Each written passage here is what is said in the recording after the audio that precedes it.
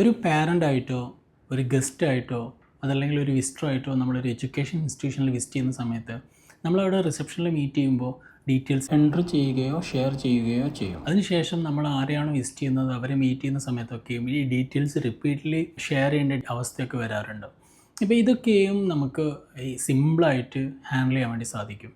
ഇതിന് അവിടെ ഒരു റിസപ്ഷൻ മാനേജ്മെൻറ്റ് സിസ്റ്റം ഉണ്ടെങ്കിൽ വൺസ് ഒരു ഗസ്റ്റ് വന്നു കഴിഞ്ഞാൽ അവരെ ഏത് കാറ്റഗറി ഗസ്റ്റാണെന്നുള്ള അഡ്രസ്സ് ചെയ്തുകൊണ്ട് തന്നെ രജിസ്റ്റർ ചെയ്ത് വെക്കാൻ വേണ്ടിയിട്ടും അങ്ങനെ രജിസ്റ്റർ ചെയ്തിരിക്കുന്ന ഒരു ഗസ്റ്റിൻ്റെ ഡീറ്റെയിൽസ് എല്ലാം തന്നെ ആരെയാണോ അവർ വിസിറ്റ് ചെയ്യുന്നത് അവർക്ക് മോണിറ്റർ ചെയ്യാനൊക്കെ പറ്റുന്ന രൂപത്തിലേക്ക് നമുക്ക് മാനേജ് ചെയ്യാൻ വേണ്ടി സാധിക്കും. അതിൽ നിന്ന് വിസിറ്റേഴ്സ് കാർഡ് ജനറേറ്റ് ചെയ്യാം.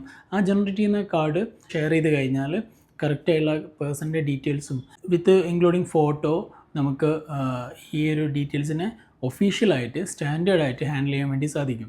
ഇങ്ങനെയുള്ളൊരു സിസ്റ്റം നിങ്ങൾ ചൂസ് ചെയ്യുകയാണെങ്കിൽ ശ്രദ്ധിക്കേണ്ട കുറച്ച് കാര്യങ്ങളുണ്ട്. ഓൾറെഡി ആ ഇൻസ്റ്റിറ്റ്യൂഷനിൽ സ്റ്റഡി ചെയ്തുകൊണ്ടിരിക്കുന്ന കുട്ടികളുടെ ഡീറ്റെയിൽസ് ആ ഈ സിസ്റ്റത്തിൽ ഇൻബിൽഡ് ആയിരിക്കണം.